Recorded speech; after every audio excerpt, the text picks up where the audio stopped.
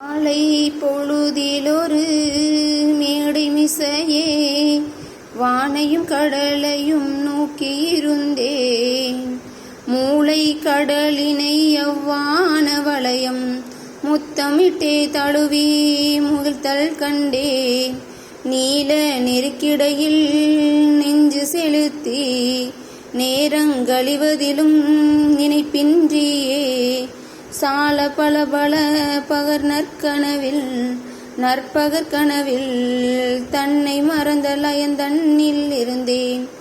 ஆங்க பொழுதிலன் பின்புறத்திலே ஆள் வந்து நின்றனது கண்மறைக்கவே பாங்கினிற் கையிரண்டும் தீண்டி அறிந்தேன்.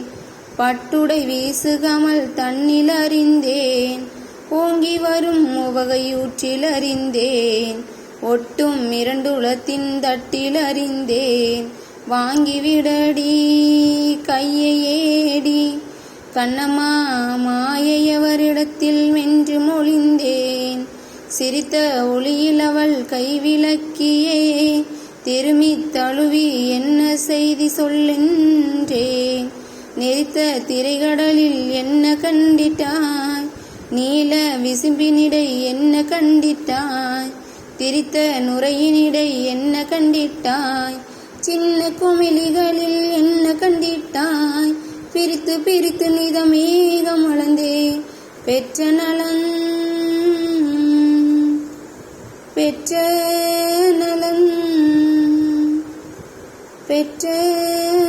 நலன்கள் என்ன பேசுதி என்றாள். நெறித்த திரைகடலில் நின்முகம் கண்டேன்.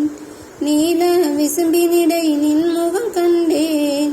திரித்த நுரையினிடை நின்முகம் கண்டேன். சின்ன குமிழிகளில் நின்முகம் கண்டேன். பிரித்து பிரித்து நிதமேகம் அளந்தேன். பெற்றதுன் முகமன்றி பிரிதோன்றில்லை.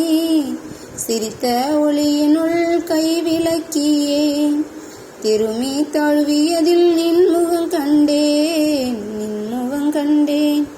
நின்முகம் கண்டேன். பாரதியின் கண்ணம்மா என் காதலி. நாத நாமக்கிரியை ஆதிதாளம் சிருங்கார ரசம்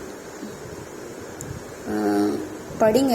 பாரதி மிகப்பெரிய ஒரு கவிஞர் அப்படின்றது அவருடைய கவிதைகளை படிக்கிறது மூலியமா தெரியுது. அது எல்லாருக்கும் நமக்கு தெரியும், ஆனால் மேலோட்டமாக தெரியும். பாரதி அப்படின்றது ஒரு கவிஞர்னு மட்டும் தெரியும். அவருடைய கவிதைகள் படித்து பார்த்தீங்க அப்படின்னா உண்மையிலே இப்படி ஒரு மனுஷனால் எழுத முடியுமா அப்படின்ற அளவுக்கு இருக்குது. அவ்வளோ ஒரு சூப்பரான கவிதைகள். உங்களுக்கு வாய்ப்பு கிடைச்சதுன்னா கண்டிப்பாக அவருடைய புக்குகளை வாங்கி படிங்க. உங்களுக்கு கவலைகள்லாம் பறந்து போயிடும். நானும் என்னுடைய கஷ்டம்லாம் அவருடைய கவிதைகள் படித்ததுக்கப்புறம் சுத்தமாகவே இல்லை. எப்போல்லாம் எனக்கு மனசு நான் செஞ்சலப்படுறனோ அப்போல்லாம் அவருடைய கவிதைகளை எடுத்து பார்த்துப்பேன். அது ஒன்று என் கூட பேசுகிற மாதிரியே இருக்கும். அவர் கண்ணம்மாவுக்கு வச்சு அதை எழுதியிருக்காரு, ஆனால் அவர் என் கூட பேசுகிற மாதிரியே எனக்கு தோணும். அந்த கண்ணனே என் கூட பேசுகிற மாதிரியான ஒரு தோற்றம். அப்படி ஒரு மிகப்பெரிய ஒரு கவிஞர் அப்படின்னே சொல்லலாம். நன்றி. இதை கேட்பவர்களுக்கு மிக மிக நன்றி. இது மாதிரியான ஒரு புத்தகம் வாங்கி படிச்சிங்க அப்படின்னா கண்டிப்பாக அது எனக்கு தெரியாது, ஆனால் அது இறைவனை கண்டிப்பாக ரொம்ப சந்தோஷப்படுத்தும். பாரதி அப்படின்ற ஒரு கவிஞன் மறைந்தாலும் கூட அவருடைய ஆத்மா அந்த உலகத்தில் ஏதாவது ஒரு மூலையில் இருக்கும். கண்டிப்பாக ஏதோ ஒரு வகையில் நீங்கள் பாடுற அந்த புத்தகத்து மூலிமா அவருடைய புகழ் இன்னும் வளரும். நன்றி.